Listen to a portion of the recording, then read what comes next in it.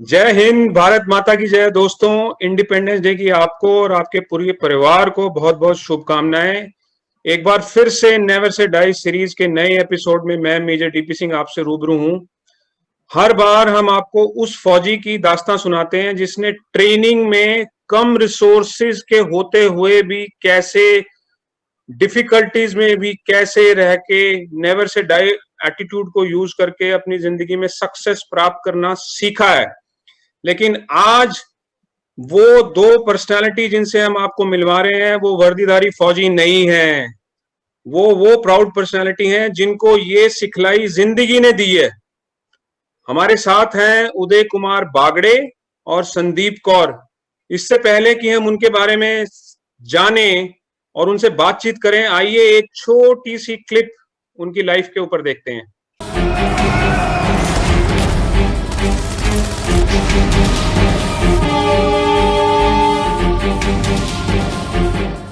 एक फौजी का नेवर से डाई एटीट्यूड फौज के ट्रेनिंग में बनाया जाता है, लेकिन कई इंसान ऐसे भी हैं जिनका ये एटीट्यूड जिंदगी की ट्रेनिंग ने बनाया है।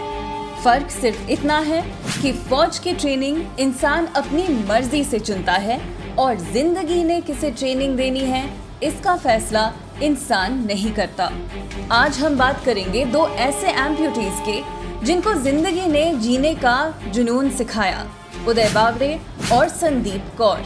इनकी जिंदगी की ट्रेनिंग उस दिन अचानक शुरू हुई जिस दिन इनके अंग एक्सीडेंट में कट गए। शुरू में ये भी लड़खड़ाए।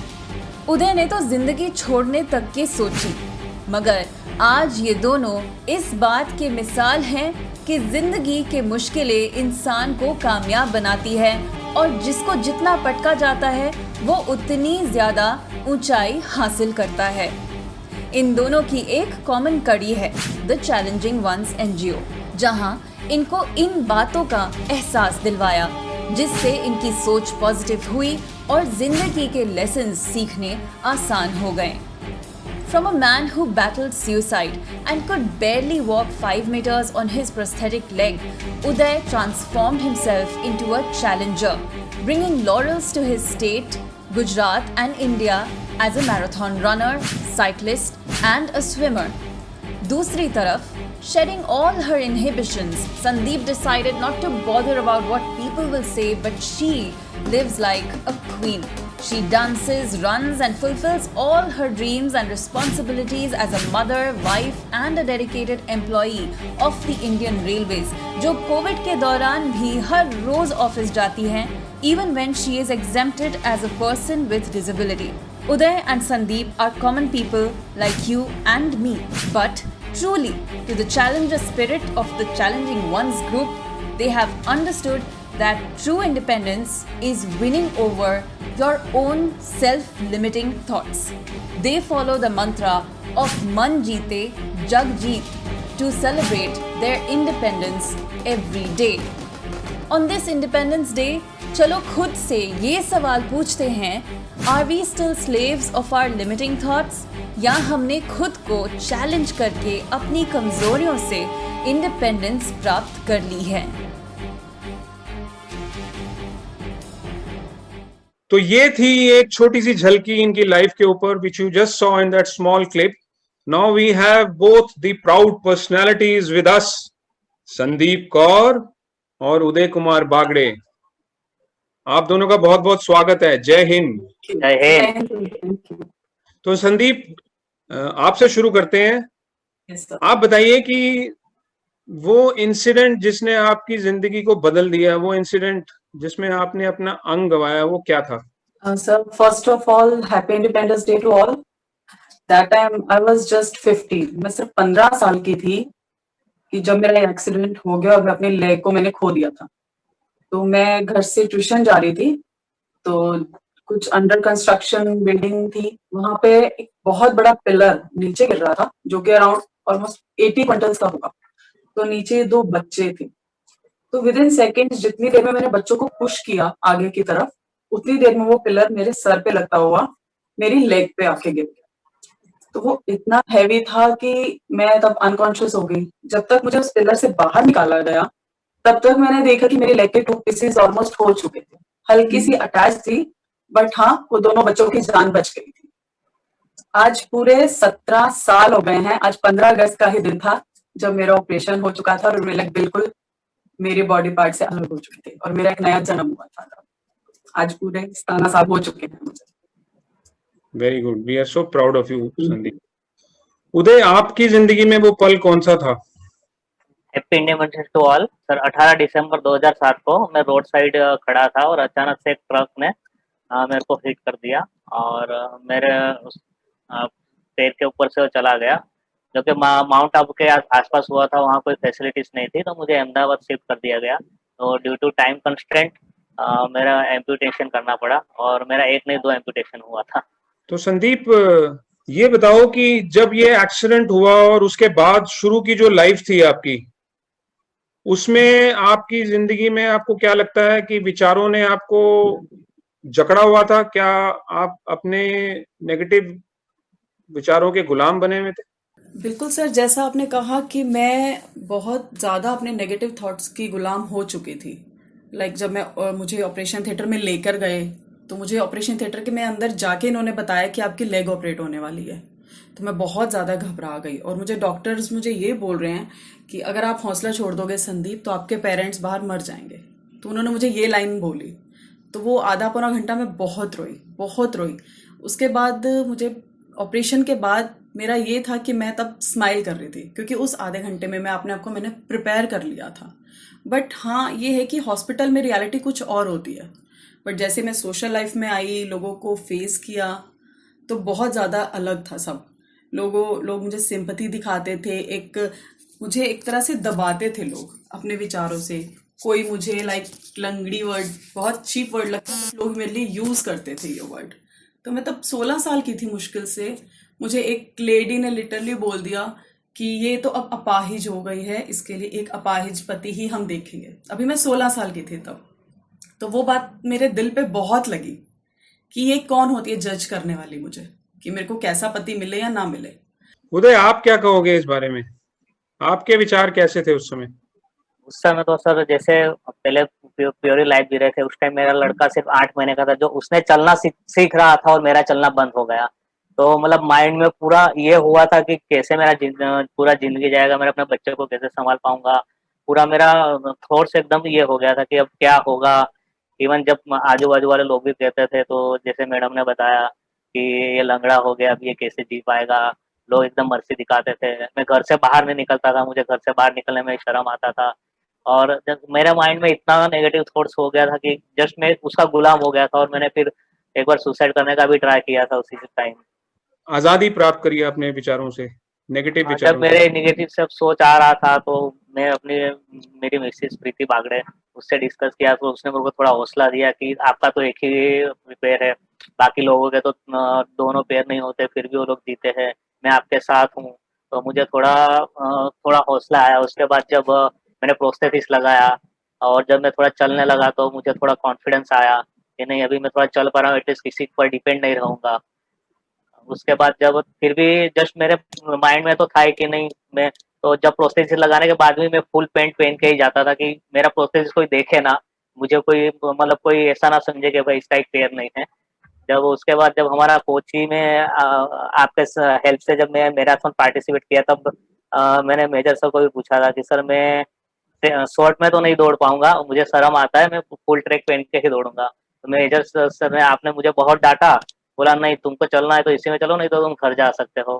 तो फिर मैं जब मैराथन स्टार्ट हुआ शॉर्ट पेरा, तो मुझे एकदम डर था। एक तरफ डर था, एक तरफ एक्साइटमेंट था कि क्या करूं। लेकिन जब हम सारे ही चैलेंजर्स ने एक हाथ पकड़ के जब फिनिशिंग लाइन क्रॉस किया, तो मेरे को एक अलग से एक फीलिंग्स हुई, एक एक्साइटमेंट हुआ। और जब लोगों ने मुझे पूछा कि आपके साथ एक सेल्फी लेनी है, तब मुझे ऐसा फील हुआ कि ओहो, मैं तो हीरो बन गया। तब मुझे लगा कि नहीं, अब तो जिंदगी जीना है और अब आगे और कुछ करना है। और फिर मैंने अपना जो नेगेटिव माइंड थॉट्स थे वो सब अब धीरे धीरे कम कर रहे और अपने मैराथन पे ध्यान देने लगा और लोगों के साथ इंस्पिरेशन करने लगा। संदीप, आप कैसे अपने उन विचारों से बाहर निकले और किस किस ने आपकी मदद करी?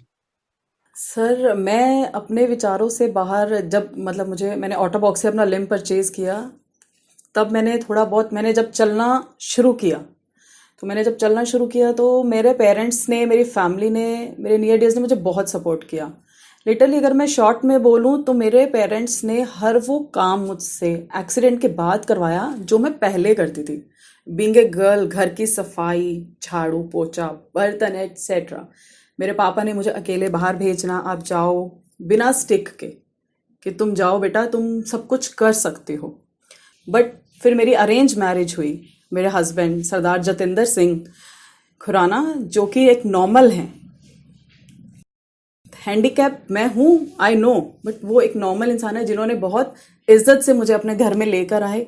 मेरी इन लॉज फैमिली, जिन्होंने आज तक कभी मुझे रियलाइज तक नहीं होने दिया कि I am a handicapped. In fact वो मुझे ये बोलते हैं कि तुम बहुत ही ज़्यादा ऊपर हो हमसे।